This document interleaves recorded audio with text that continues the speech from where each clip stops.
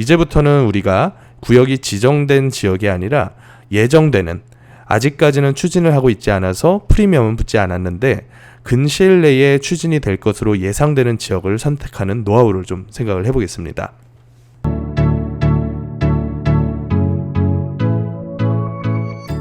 안녕하십니까? 부동산 캐시입니다. 지난 영상에서 최근에 새롭게 지구 지정된 21군데 모아타운 사업지에 대한 분석을 개략적으로나마 해드렸는데요. 이번에는 데이터 분석을 통해서 각 사업지들의 특성을 한번 살펴보고 우리가 앞으로 정비구역 예정지 투자를 할 때 어떤 부분에 포인트를 두고 투자를 하는 게 가장 합리적일지 한번 생각을 해보겠습니다. 21군데의 지구 지정 사업지들을 살펴보기에 앞서서 모아주택과 모아타운의 개념을 다시 한번 짚고 넘어가자면요. 이번에 지구 지정된 21군데의 사업지들은 모아타운이라고 보시면 될 것 같아요. 모아주택 같은 경우에는 하나의 아파트 단지화할 수 있는 형태의 그런 타운을 일컫는데, 이런 모아주택 형태로 가기에는 꽤나 넓은 사업지구를 지정을 했습니다. 그래서 조감도상으로 봤을 때 모아주택처럼 하나의 단지화된다는 형태보다는 이런 모아타운의 형태로 일단 묶어놓고, 그리고 예전에 뉴타운 사업을 추진했을 때처럼 일부 존치지구 같은 형태로 남아있는 지구도 생길 것이고, 또 일부 지역 같은 경우에는 이런 식의 거점, 공원과 주차장 형태의 정비 기반 시설이 설립이 되는 지구도 있을 거고요. 또 소규모 재건축 형태 내지는 자율주택형, 또 재개발 형태, 여러 가지 형태의 개발들이 혼재되어 있는 하나의 타운이라고 생각하시면 될 것 같습니다. 그래서 이 타운의 형태를 조금 더 적극적으로 추진 지원을 해주기 위해서 여러 가지 지원책들을 요 모아타운 그리고 모아주택 내에 이런 인센티브 조항들을 두고 있고요. 그래서 최근에 이런 2종 일반 주거지역과 2종 7층 주거지역에 대해서 계속되는 규제 완화 움직임을 보이고 있는 것으로 봤을 때 우리는 이런 정비구역, 특히나 모아주택의 형태로 갈 수 있는 예정지를 찾는데 관심을 많이 기울일 필요가 있지 않을까라는 생각을 좀 해봅니다. 이번에 선정된 21군데의 선정 지역은 이 자치구 공모를 통해 선정된 지역이라고 생각하시면 될 것 같습니다. 모아타운 지정을 통해서 노후주택 및 기반시설 정비를 희망하는 서울시내 자치구를 대상으로 매년 1회에 걸쳐 추진된다, 이렇게 나와 있고요. 자치구 공모 같은 경우에는 그래도 어느 정도의 경쟁이 발생할 수밖에 없겠죠. 자치구 대상 공모를 통해서 20개소 정도를 지정을 하는 형태로 간다면, 이와 반대로 주민 제한은 아래서부터 위로 올라가는 형태의 구역 지정 방식이라고 보시면 될 것 같습니다. 그래서 모아주택이 집단적으로 추진되는 지역에서 사업을 취재하는 주민이 직접 계획 수립해서 자치구에 제출을 할 수 있는 형태로 이렇게 진행이 될 수가 있고요. 이 계획 수립을 할 때 주안점을 놔야 될 것은 기존의 도로계를 끊지 않는 주요 가로 활성화 이 부분과 또 지역 내 주차 문제의 해소, 공원과 도로 등 같은 기반 시설 확충, 그리고 공공과 민간 참여 유도, 이 정도가 있을 것 같습니다. 그래서 자치구 공모보다 수시로 제한을 해서 주민께서 동의만 제대로 받아서 입안만 하게 된다면 언제든지 구청이나 시청에 입안 절차를 통해서 구역 지정이 될 수 있는 장점을 지니고 있다고 생각하시면 될 것 같아요. 그래서 그중 여러 사업의 형태들이 있는데, 그 중에서 제가 가장 눈여겨보고 있는 것이 이 가로주택형입니다. 2만 제곱미터 미만의 가로구역을 대상으로 해서 사업 요건이 굉장히 간단해졌는데요. 기존에는 노후불량 건축물이 전체 건축물의 67%였다면 모아주택 형태의 가로주택형 사업으로 가게 된다면 57%라는 수치로 10%가량의 노후도가 더 다운됐다고 생각하시면 될 것 같아요. 이 부분이 굉장히 핵심적으로 사업을 추진할 수 있느냐 없느냐, 그 여부의 판단에 있어서 중요한 포인트인데, 기존의 67%라는 노후도는 상당히 충족하기가 어려웠습니다. 신축된 다세대들이 늙어감과 동시에 계속해서 기존의 단독들이 다세대로 변화를 해가고 있기 때문에 신축, 구축이 혼재되어 있는 다세대 지역이 노후도 충족하기가 상당히 까다로웠던 측면이 좀 있습니다. 그래서 이 부분을 조금 조정을 해주고자 이 전체 퍼센테이지를 낮출 뿐만 아니라 일반 철근 콘크리트 경관연수가 30년 이상이었던 기존의 노후도 규제에 반해서 20년으로 그 해당 연차를 10년가량이나 낮춰줬어요. 그래서 여태까지 추진하지 못했었던 신구축 혼재 지역들이 이번 사업 선정 지역에도 상당히 많이 포함된 것을 우리가 볼 수가 있습니다. 다만 사업 구역 면적 자체가 그리 크지 않기 때문에 이 동의 요건만큼은 그대로 유지하는 측면을 좀 보이는데, 조합 설립 인가를 위해서는 토지 등 소유자의 80% 이상, 그리고 전체 토지 면적 대비해서는 67% 이상의 동의가 필요합니다. 그래서 우리가 여러 사업지들을 분석함에 있어서 이 동의 요건을 얼마나 충족할 가능성이 있느냐를 주로 분석을 보여드리도록 하겠습니다. 자, 21군데 구역에 대한 데이터입니다. 앞서 설명드렸던 그 노후도 요건을 제가 그래프로 표시를 해온 건데요. 이 21군데 구역들의 30년 이상 된 노후 요건들을 봤을 때 30년이 넘어서 이렇게 노란색으로 표시된 구역들도 상당히 많이 존재하는 반면에 아직까지는 30년 차가 넘어가지 못한 구역들도 꽤나 많이 존재를 하죠. 그렇지만 이 30년 차가 넘어가지 못한 구역들도 노후도 요건을 20년으로 획기적으로 낮춰주다 보니까 전부 다 70%대 이상의 노후도를 보이고 있는 것을 우리가 확인할 수가 있습니다. 그래서 이 기준을 완화하다 보니까 기존의 사업 기준에서는 충족하지 못했었던 이런 구역들이 전부 다 기준을 충족을 해서 일단은 사업지로 선정된 것을 볼 수가 있습니다.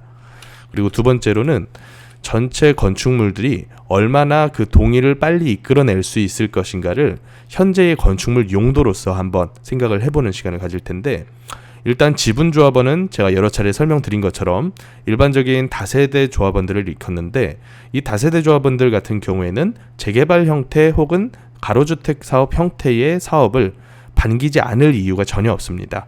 작은 지분을 가지고도 아파트의 입주권을 받을 수 있는 그런 사업이기 때문에 거의 대부분 다 동의를 한다라고 생각하시면 될 것 같아요. 하지만 여기 계시는 단독주택 조합원들은 선택지가 다세대 조합원들보다는 훨씬 더 많겠죠.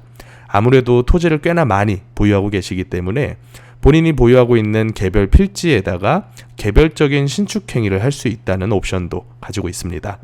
그래서 이분들께서 동의를 할지 말지에 대해서 우리가 생각을 좀 해봐야 되는데, 일단은 그 비율을 먼저 보자면 많은 구역들이 그래도 지분조합원의 비율이 높은 것을 볼 수가 있어요. 단독조합원 같은 경우에는 각 개별 조합원들께서 가지고 있는 필지의 면적은 넓더라도 그 숫자는 적을 수밖에 없겠죠. 그래서 아까 보였던 동의 요건 중에서 조합원 수 대비한 80% 이상의 동의는 충족하기가 꽤나 용이한 편입니다. 하지만 그보다 더 어려운 것이 토지 면적별 67%의 동의라고 하는 부분인데, 여기 보이는 21군데 구역들이 공동주택이 67% 이상을 지니고 있는 구역은 그리 많지가 않습니다. 뭐 거여동 555-5번지 일대, 그쪽 일대 제외한 나머지들은 67% 이하의 면적만을 단독 공동주택 조합원들께서 가지고 계시거든요.